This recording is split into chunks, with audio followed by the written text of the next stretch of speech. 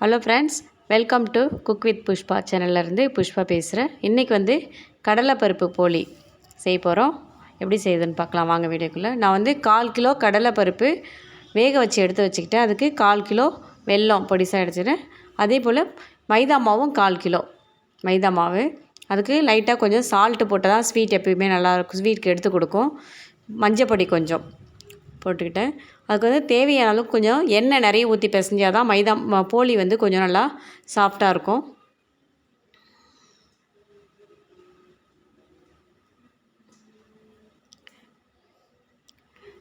பருப்பை நம்ம மிக்சியில் நெட்டாக வேக வச்சுக்கணும். ரொம்ப குழஞ்சிட்டா நல்லா இருக்காது. அதை இப்போது அதில் ஒரு ஏலக்காயெல்லாம் போட்டு மிக்சியில் போட்டு அரைச்சி எடுத்துக்கலாம். பருப்பு நல்லா நைஸாக அரைச்சிட்டோம். இப்போ வெல்லத்தை சேர்த்து இதில் அரைச்சிக்கலாம். வெல்லம் நல்லா பொடியாக நறுக்கி வச்சுருக்கேன். கூட சேர்த்து இதையும் போட்டு அரைச்சிக்கலாம். அரைச்சி எடுத்தாச்சு. இந்த பதத்துக்கு நல்லா கட்டி பதத்துக்கு வரணும். கொஞ்சம் கொழன்னு இருந்தால் போலி நல்லா இருக்காது. இந்த மாதிரி இருந்தால் இந்த பூர்ணம் எடுத்து வச்சா நம்ம ஒரு வாரம் கழித்து செஞ்சுக்கலாம். செஞ்ச போலியும் 2 நாள் 3 நாள் கூட வச்சு சாப்பிட்டா நல்லாயிருக்கும். இந்த நெய்யோ எண்ணெயோ ஊற்றி வதக்கணும்லாம் அவசியம் இல்லை. நல்லா உருண்டை மாவு நல்லா சப்பாத்தி மாவு பதத்தை விட கொஞ்சம் இலக்கண மாதிரி தண்ணி போட்டு பிசையணும். எண்ணெய் ஒரு 1/4 கிலோவுக்கு ஒரு 50 ml எண்ணெய்க்கு ஊற்றி பிசையணும். எண்ணெய் ஊற்றி பிசைஞ்சால் தான் போலிக்கு நல்லா மாவு எடுக்கும்போது நல்லா சாஃப்டாக வந்தால் தான் நல்லாயிருக்கும். எப்போயும் பிசைஞ்சு கொஞ்சம் நேரம் ஊற வச்சுருக்கணும். நான் இப்போ வீடியோக்குன்றதுனால ரொம்ப நேரம் ஊற வைக்கல, உடனே போட ஆரம்பிச்சிட்டேன்.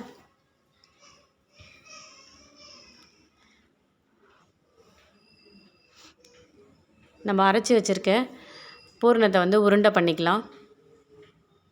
நம்ம தேவையான சைஸ்க்கு உருண்டை பண்ணிக்கலாம்.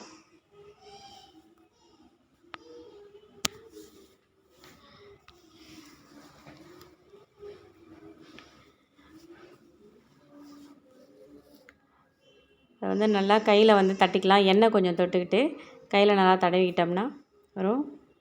உருண்டை வச்சு மூடிக்க வேண்டியது தான்.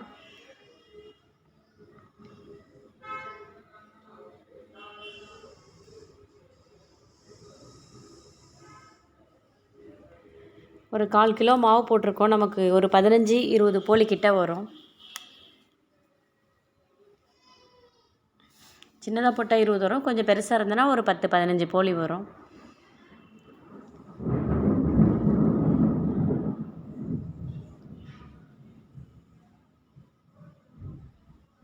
மழை நல்லா மானை இடியுது. அந்த சவுண்டு வேறு கேட்குதுங்க நமக்கு. இது மாதிரி மொத்தமாக எல்லாத்தையும் மூடி வச்சிட்டோம்னா தட்டி போடுறதுக்கு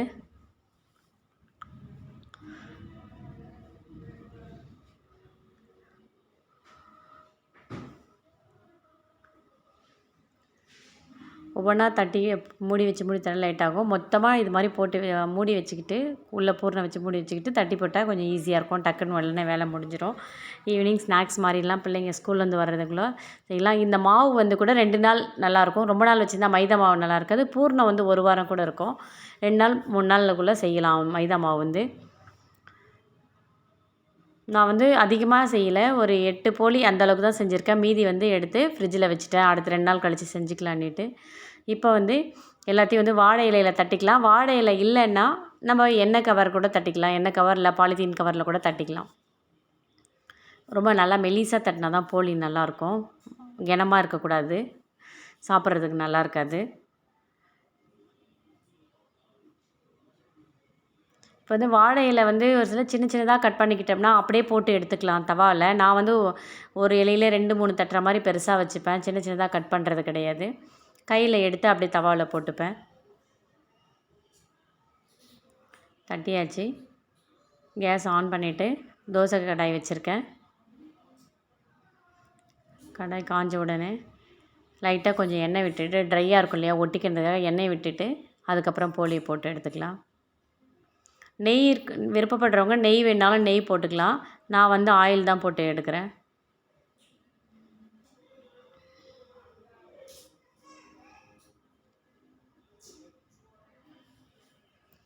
ரெண்டு பக்கம் திருப்பி போட்டு நல்லா வேகணும். மாவு நல்லா பிசைஞ்சா தான் போலி வந்து ரொம்ப நல்லா சாஃப்டாகவும் இருக்கும். அதே சமயத்தில் வந்து நல்லாவும் இருக்கும். மாவு வந்து கொஞ்சம் கல் மாதிரிலாம் பிசைஞ்சிட்டா போலி நல்லா இருக்காது. நல்லா திருப்பி 2 சைடும் போட்டுக்கிட்டே இருக்கணும். அப்படியே விட்டால் ஒரு மாதிரி தீஞ்சிடும். திருப்பி திருப்பி போட்டு வேக வச்சோம்னா நல்லாயிருக்கும் சப்பாத்தி மாதிரி.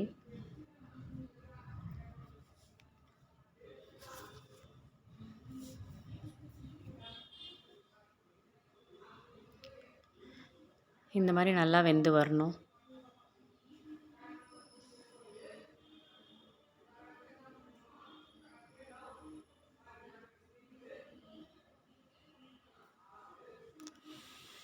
கல் சூடு நல்லா ஏறிடுச்சுன்னா உடனே டக்கு டக்குன்னு வெந்துடும் போலி.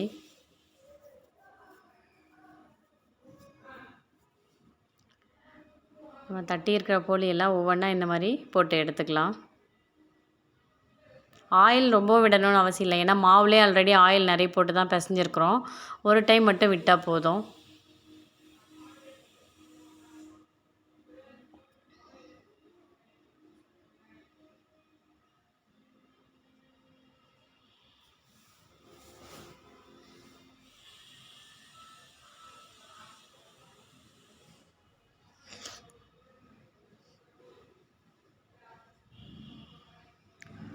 நல்லா 2 பக்கமும் திருப்பி திருப்பி போட்டு எடுத்தோம்னா போதும்.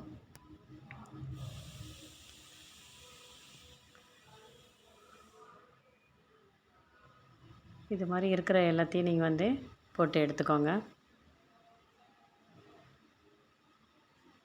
அவ்வளோதாங்க. போலி வந்து ரொம்ப கஷ்டமான இதெல்லாம் கிடையாது. ரொம்ப ஈஸியாக செய்கிற ஒரு ஸ்வீட் அது. எல்லாருக்குமே போலின்னா ரொம்பவும் பிடிக்கும். எல்லாம் விரும்பியும் சாப்பிடுவாங்க. அது கடலைப்பருப்பு போலி ரொம்ப நல்லாயிருக்கும். கடலைப்பருப்பு போலி, தேங்காய் போலி எல்லாமே ரொம்ப நல்லாயிருக்கும். இதே தாங்க தேங்காய் போலி. இந்த மாவுலேயும் தேங்காய் துருவி நம்ம வச்சோம்னா தேங்காய் போலி செஞ்சுக்கலாம்.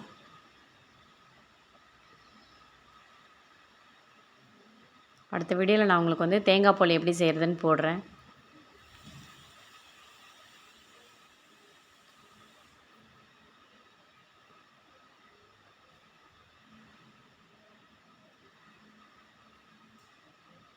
அவ்வளோதாங்க. மீதி மாவை நான் எடுத்து வச்சுட்டேன் போதும்னிட்டு.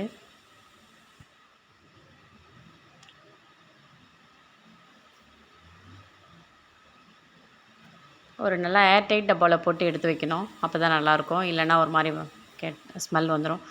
போலி வந்து ரெடி ஆகிடுச்சு. எடுத்து பாருங்கள். நல்லா எவ்வளோ சாஃப்டாக இருக்குது போலி. சாப்பிட்றதுக்கு நல்லா டேஸ்ட்டாகவும் இருக்கும். இப்படி நம்ம பிக்கும் போதே தெரியும். ரொம்ப மெலிசாக இருந்தால் தான் நல்லாயிருக்கும். தடியாக இருந்தால் வந்து நல்லா இருக்காது. இந்த மாதிரி நீங்களும் வீட்டில் ட்ரை பண்ணி பாருங்கள். பிடிச்சிருந்தால் லைக் பண்ணுங்கள், ஷேர் பண்ணுங்கள். மறக்காமல் நம்ம சேனலை சப்ஸ்கிரைப் பண்ணுங்கள்.